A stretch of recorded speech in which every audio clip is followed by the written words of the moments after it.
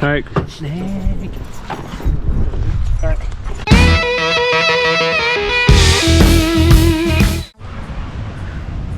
You're right, mate. I love British summer. Yeah. It's July. It's basically August in, what, 3-4 days? Oh, nice dog. So yeah, it's basically August in like 3 or 4 days. It's July. This is British summer this year. It's been pretty shocking. Wet. Not the most pleasurable. Where's Elvis? King's not dead. We are down at the coast near Goodwood. Just trying to find a convenient location just to give you a little video of what the bike is that I'm going to be using for this World Championship Chasing Rainbows project. Yeah, and then we're going to get some chips from a chippy, but it's pretty grim today actually. I'm not on a gravel bike, mate.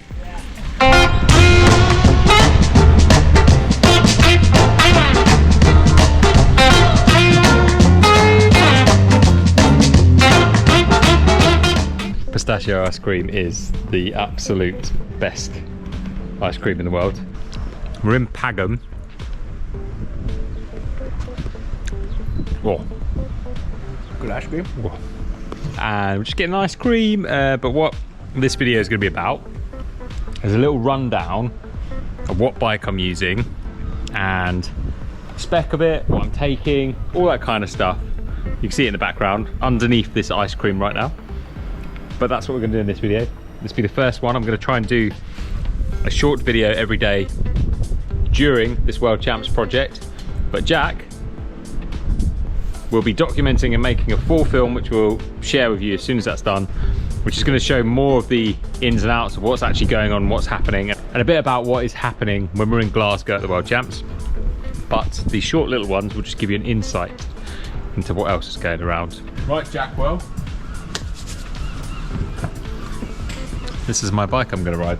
This is a Cervélo Soloist. This is Cervélo Soloist, a 2023 model. New bike in the range. They basically brought back the old name, which was the first aero road bike that really existed, into one of these. It's gold. The frame is wrapped with ride wrapping on it. So that's really good when you do what I did and just dropped it on the beach. The wheels that are on this bike are Reserve 50s with Chris King hubs. I'm using Schwalbe Pro 1 28mm tyres on there. Stem and handlebar is Cervélo's own system, but this is specifically the setup that they use for the R5, the Caledonia 5 and the Aspero 5. So the Soloist doesn't normally come fully integrated with like this, but if you want to do a setup like this, you can use a R5 Caledonia 5 Aspero 5 stem and handlebars and top cap, and it fully integrates the whole system into the frame. The saddle is from Gebiomized. It's the sleek saddle. I've changed over to this recently and completely sold by it. Of course, saddles are completely personal to every person, but for me, this one just seems to work really nicely. We've done a lot of pressure mapping testing on it to see how it is. Love it, really, really like it. Top tube bag. This is Tailfin's production version of their top tube bag. This is the smaller size one, the zip one. It opens, closes. Part of this challenge is to allow people to come along. So I have a tracker in a little bag which sits inside there, and that basically will allow you to follow my challenge. It says on the sticker, follow my challenge and where I'm riding, and I'll put a link in the description below which will take you to the tracker, and you can see all the information about the route and where I'm going to be. But you'll see it's a little face of me bobbing along on the route. Quite nice. So that's in there, that's going to be with me all the time. If you want to come and join any part, the best bit of advice I can give you is to ride in the opposite direction to the direction I'm going.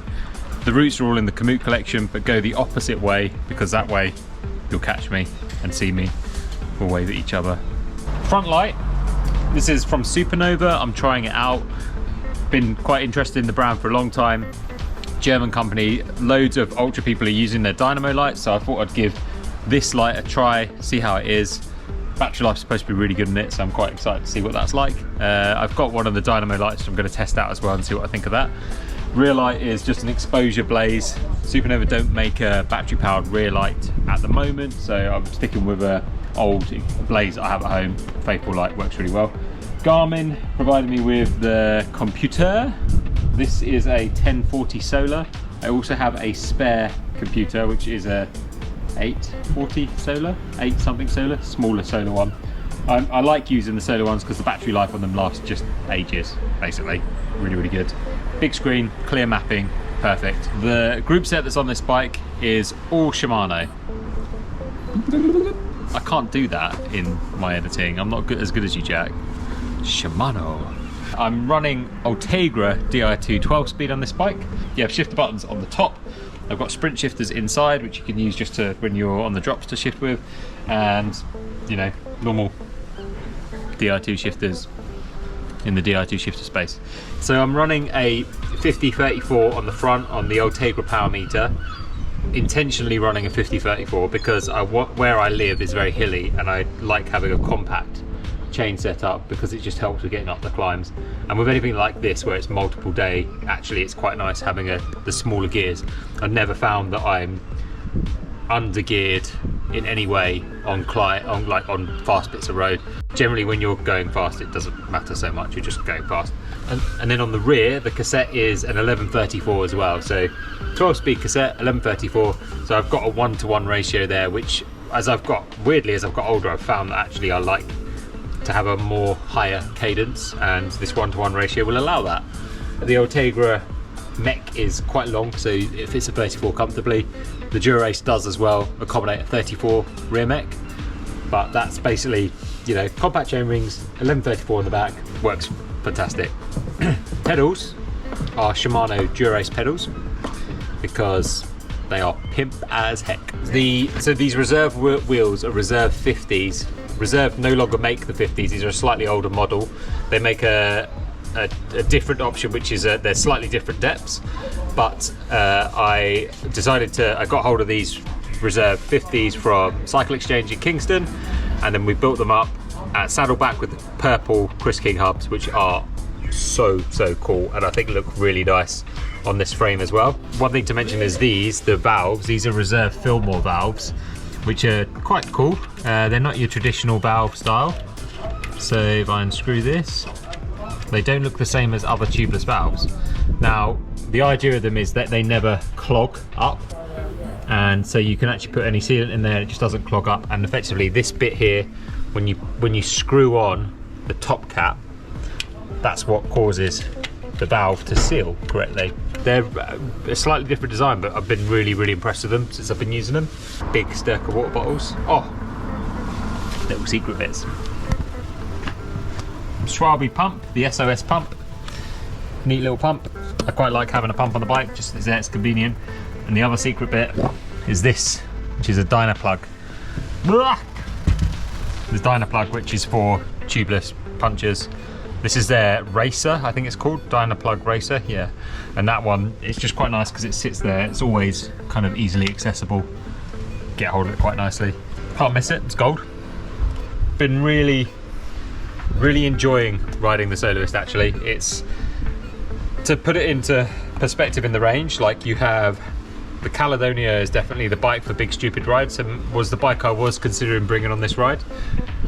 The Soloist is a bit more aggressive, a bit more aero, and then obviously the R5 and the S5 are the out and out race bikes, but I opted to go for the Soloist because I've not actually done like a big adventure with this bike yet, and I'm enjoying riding it, and I think that's 90% of what matters, right? Should we ride it then? Tomorrow. Tomorrow? Chips tonight. We've actually agreed to slightly change the route, so it's not quite correct. So, shock horror. Basically, tomorrow, so Friday, instead of just riding the Goodwood finishing circuit, where I'm actually going to ride the Goodwood finishing circuit and then I'm going to ride to Reading. Now, you can get wet feet, Jack. Now, the reason for this is the ride from Goodwood to Leicester is a big ride, 255k, and I'm not 100% confident on how my wrists are going to feel.